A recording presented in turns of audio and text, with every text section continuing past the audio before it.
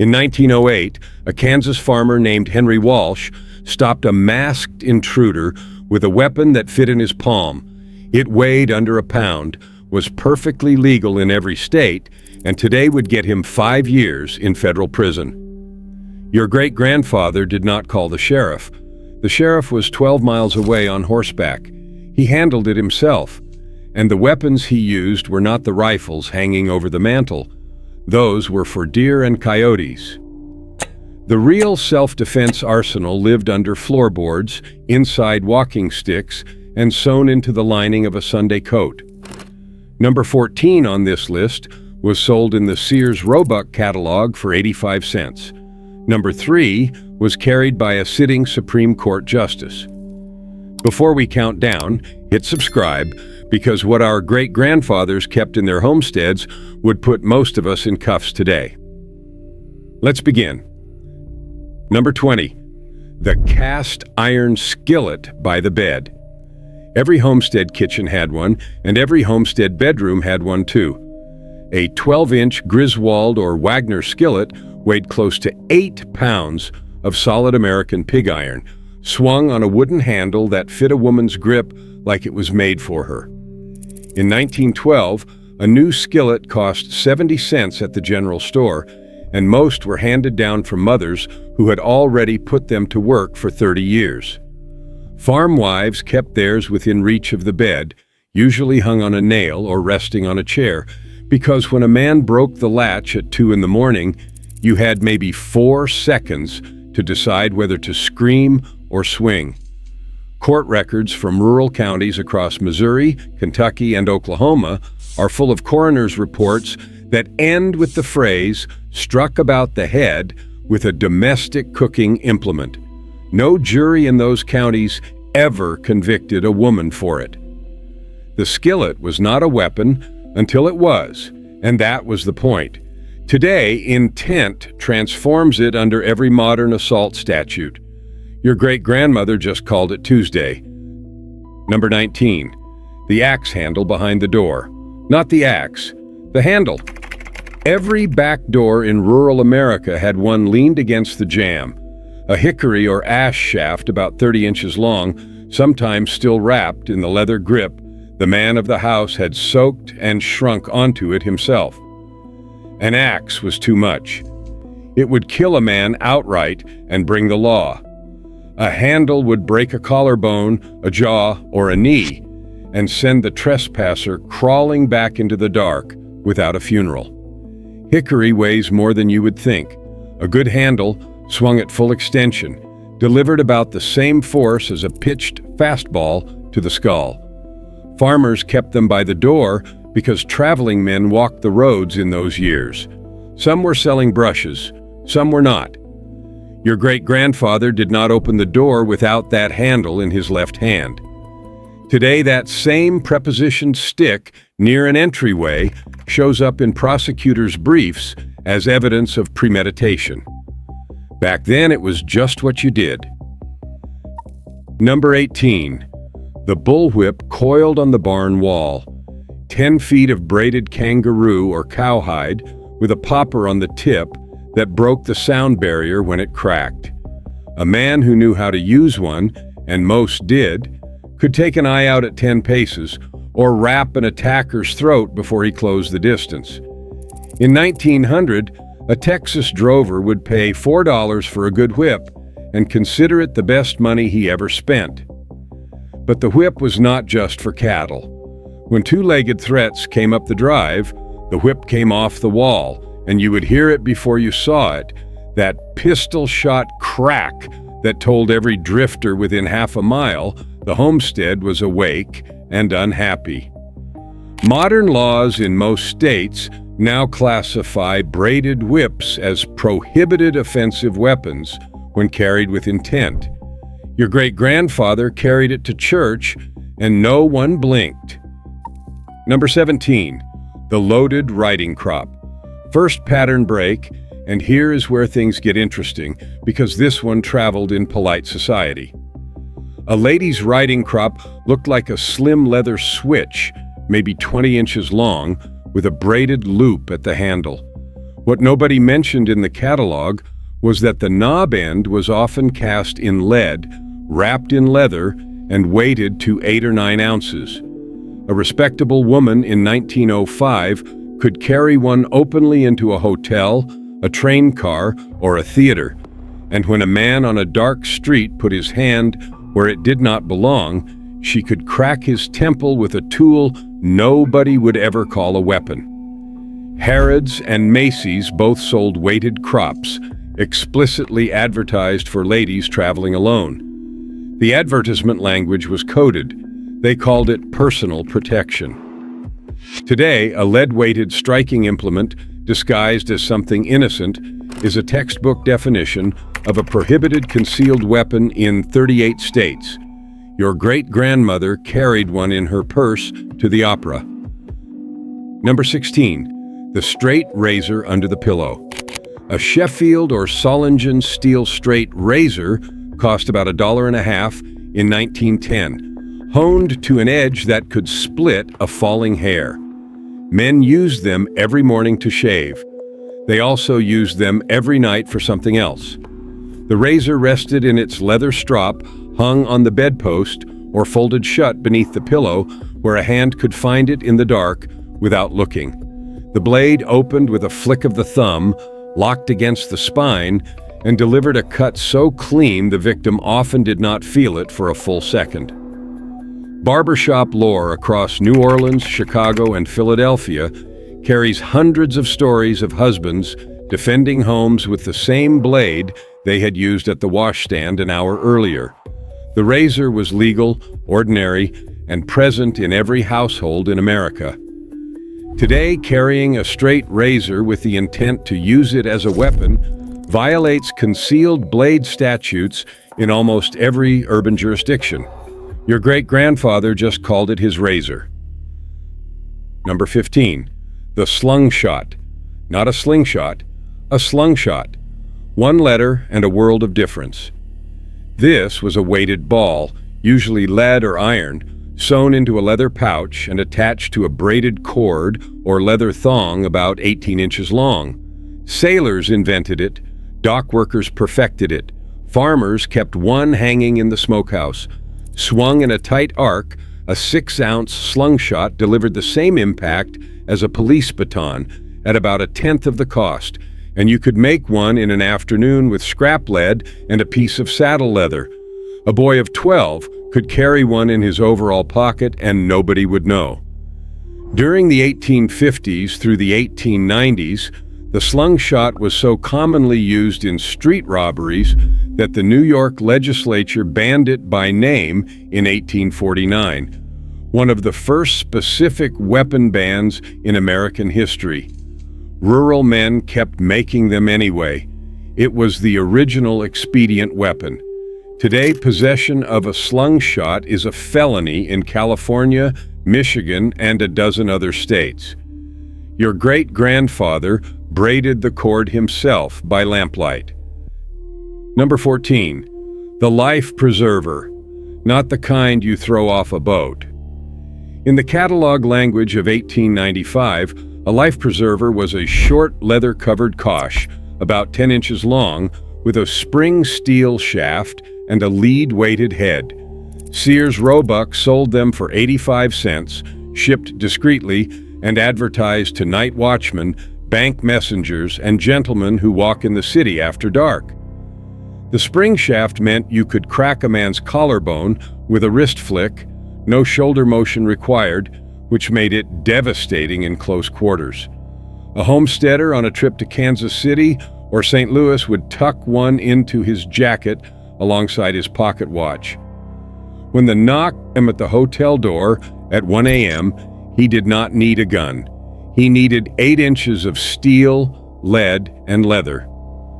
The Federal Mailing of Dangerous Articles Act of 1927 eventually banned them from the postal system.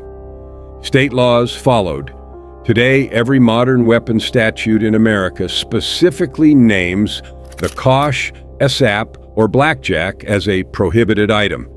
In 1895, it shipped in plain brown paper for less than $1. Number 13. The blackjack, cousin to the life preserver, but made to be carried every day. The classic blackjack was a flat leather pouch, about 6 inches long, filled with lead shot and stitched along a flexible spine so it slapped rather than struck. Police carried them. Bouncers carried them. Prohibition-era bartenders kept one under the bar next to the bungalow key.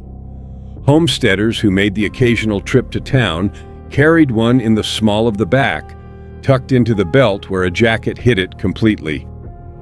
The beauty of a blackjack was that it knocked a man unconscious without breaking the skin, which meant no blood, no mess, and often no complaint to the authorities, because the man who got hit was usually up to no good himself. Prices in the 1915 Sears catalog ran from 90 cents to $2. Bureau of Investigation records from the 1930s show blackjacks carried by bank guards, mailmen, and rural postmasters as standard issue. Today, the blackjack is banned in at least 22 states, with possession alone constituting a felony in several. Your great-grandfather kept one in his Sunday coat. Number 12, brass knuckles. This is the second pattern break, and this one will surprise you because brass knuckles were not a criminal weapon in 1910. They were a working man's weapon, cast brass or nickel-plated, shaped to fit across the fingers with a palm brace. They turned a fist into something that could shatter a jaw in one punch. Farmhands, miners, and railroad men carried them in lunch pails the way modern workers carry a pocket knife. Prize-fighters trained with them for conditioning. The 1902 Sears catalog offered a pair of quality brass knuckles for 15 cents, less than a box of shotgun shells, and described them in the text as a useful novelty for personal defense. A homestead father handed them down to his son at 15, the same way he handed down a pocket watch. Here is the part most people miss. Brass knuckles were legal in most states until the 1920s and the 1930s. The bans came during Prohibition, when state legislatures swept up a whole category of what they called gangster weapons in one pass. Today, possession alone is a felony in California, New York, Illinois, and over a dozen other states. A homestead toolbox in 1905 likely contained a pair next to the wire stretchers. Number 11, the push dagger palm grip knife. A blade about 3 inches long, T-shaped, with a crossbar handle that sat in the palm and let the blade jut out between the middle and ring fingers. You did not stab with a push dagger. You punched, and the blade did the rest. Gamblers in Nevada, Colorado, and Arizona carried them in a vest pocket. Homestead women kept them in the sewing basket, hidden among pin cushions and thimbles, because a push dagger, in a woman's hand equalized any size difference instantly. The blade cost about 75 cents from any cutlery maker, and the better ones were double-edged spear points hand-ground by Sheffield craftsmen. The push dagger earned its reputation in the Barbary Coast district of San Francisco in the 1880s, where a 5'2" saloon girl could drop a 200-pound drunk in one motion. Today, the push dagger is specifically prohibited in 23 states under concealed weapon statutes, named in the law the same way the slungshot was named. Your great-grandmother kept hers in her apron pocket when a traveling preacher came to supper. Number 10, the boot knife. Slim, double-edged, about 5 to 7 inches long, sheathed flat against the inside of a riding boot or brogan. Every cattleman, sheep herder, timber cruiser, and wagon driver in America in 1900 owned one. The blade sat low on the ankle, outside the pant leg if you were working, or inside the boot top if you were traveling. A right-handed man carried his on the left boot for a cross draw. When a fight closed the distance and a pistol was too slow or too empty, the boot knife came up in a reverse grip and ended the argument. Bowie-style boot knives made by companies like Marbles and Russell cost about $1.20 in 1908. Modern state knife laws often prohibit any fixed blade longer than 3 or 4 inches carried concealed. Boot knives, by their nature, are fixed, concealed, and longer. Your great-grandfather pulled his on every morning before his left boot went on. Number 9. The belt buckle knife. This one looked exactly like an oversized belt buckle, bronze or nickel-plated, usually engraved with an eagle, a horseshoe, or a woman's monogram. Squeeze 2 hidden tabs on the back, and a 4-inch blade slid free from the butt of the buckle itself. The belt stayed on. The blade came off. A man being held at gunpoint in 1895 could stand with his hands raised, fingers resting on his own pult, and draw a knife in plain sight without the assailant ever recognizing what was happening until the blade was already moving. These were marketed discreetly through mail-order houses and gun shops. Prices ran from $2 to $4 depending on the ornamental work. Today, disguised blades are a specific federal concern under the Switchblade Knife Act of 1958, and they are independently banned in most states. A belt buckle knife crosses almost every modern restriction at once. Your great-grandfather wore his to town on market day. Number 8. The sword cane. A gentleman's walking stick, 36 inches of oak, hickory, or ebony, with a brass or ivory head. Twist the head, pull, and 26 inches of single-edged steel came out of the shaft, balanced perfectly, with a point that could pass through a heavy wool coat without slowing. Supreme Court Justice Stephen Field carried one. So did most lawyers, judges, bankers, and doctors who traveled the circuit between small towns in the 1880s and the 1890s. A good sword cane from the Wilkinson Sword Company in London ran about $12. American makers sold them for $4. Here is what makes this one remarkable. The sword cane was not just permitted in polite society, it was expected. A man walking the streets of Chicago or Philadelphia at night without one was considered unprepared. Modern concealed weapon laws almost universally classified disguised blades as the most prohibited category of weapon, with mandatory minimums in some states. Your great-grandfather's cane, the one in the family photo, the one leaning in the corner of the parlor, was almost certainly one of these. Number 7. The cane gun. Third pattern break. If the sword cane was standard issue for the traveling professional, the cane gun was the upgrade. It was a hollow metal shaft disguised as a walking stick. It was typically chambered for .410 shot shell or .44 rimfire, and it fired by a trigger that folded against the shaft. Remington made them, and Belgian makers made them. Prices started around $6 and climbed to $20 for the engraved models. A man on a train platform in 1895 could lean on his cane, converse with a stranger, and fire a charge of birdshot from 3 feet away if the stranger reached for a wallet that was not his. The National Firearms Act of 1934 specifically reclassified cane guns as any other weapons, requiring a federal tax stamp, extensive paperwork, and a background investigation to legally possess one. They are not banned outright, but they are so heavily regulated that virtually nobody owns a functional one legally. Your great-grandfather ordered his from a catalog that also sold butter churns. Number 6. The muff pistol.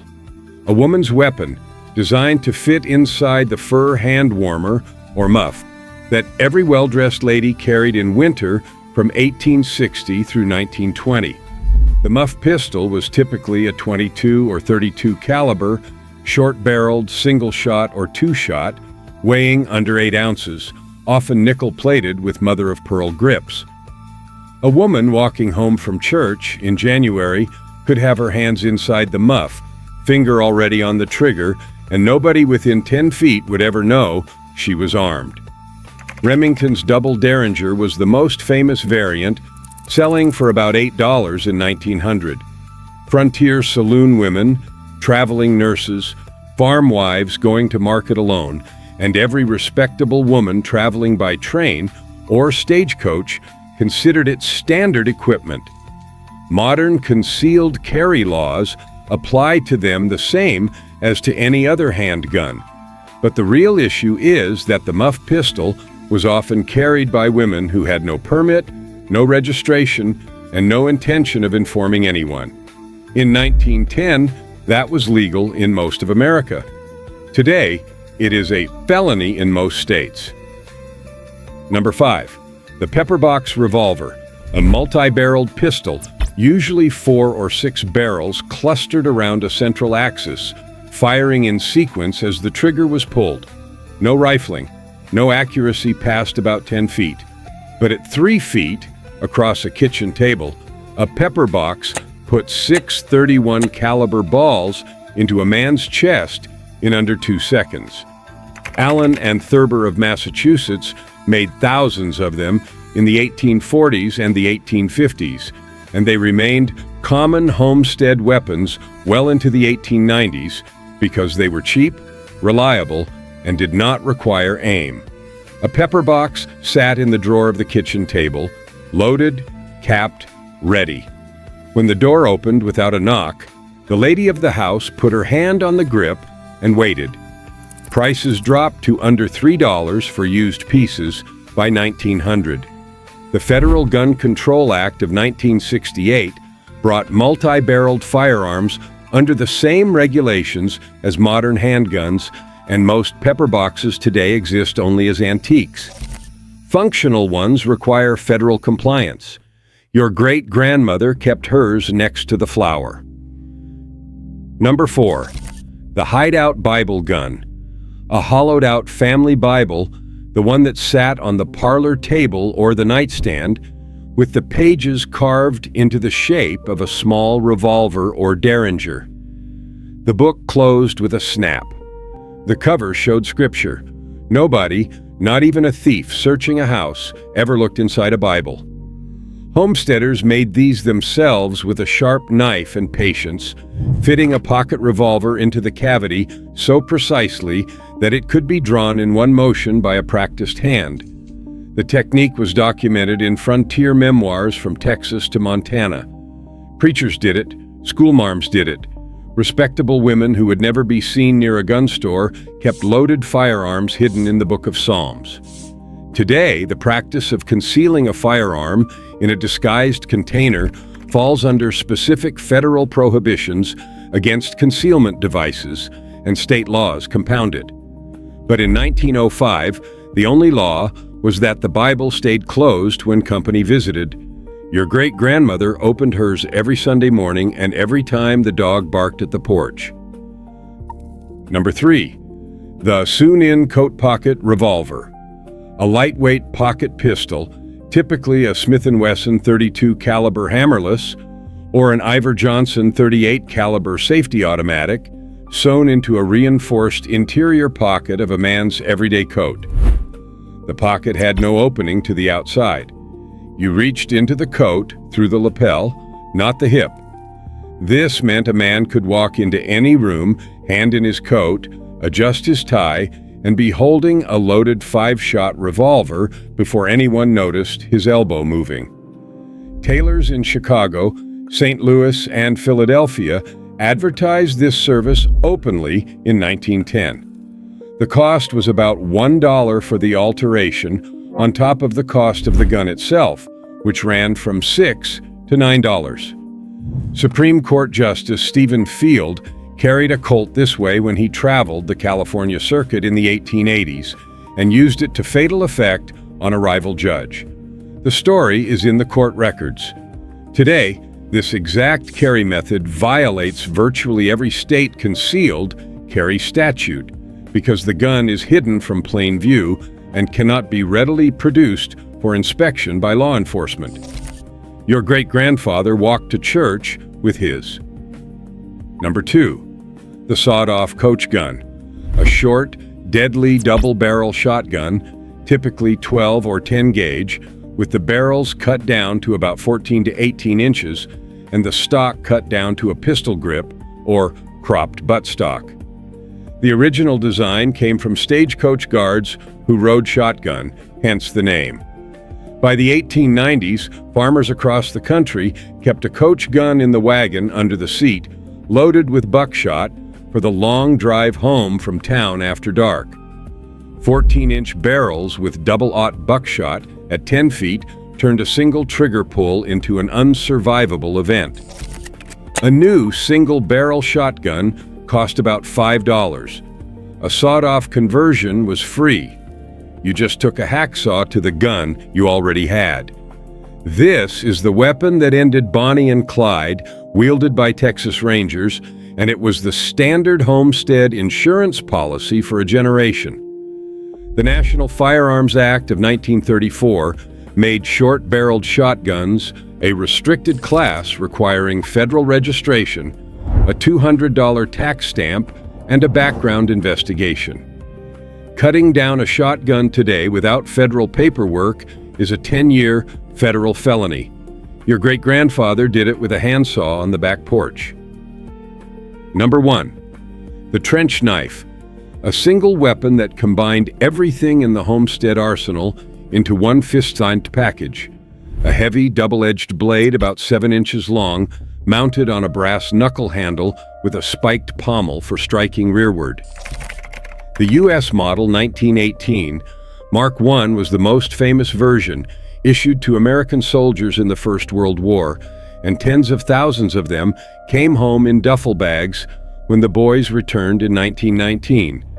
Fathers unpacked them, wrapped them in oilcloth, and laid them in the top dresser drawer.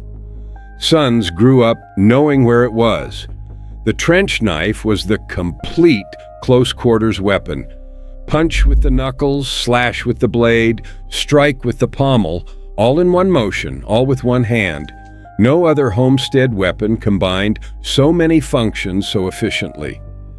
And here is the reason it tops this list.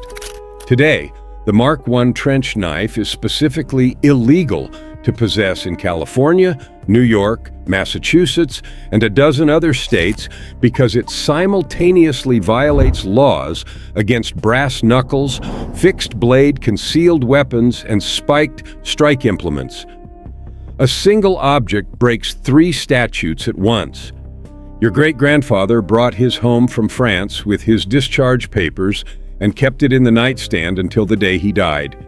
His widow found it wrapped in an oiled rag, still sharp, still ready, 70 years later. Here is my challenge. Go look in your grandfather's old toolbox. Check the back of his closet. Open the drawer in the nightstand nobody has touched since 1962. You might find something that was perfectly legal when it was made, and that is a felony to own today. These were not the weapons of criminals. They were the weapons of farmers, fathers, and widows who lived 12 miles from the nearest lawman and who understood that protecting a homestead meant being ready for what walked up the drive at midnight. The laws changed. The threats did not. Your great-grandfather knew. Now you know too.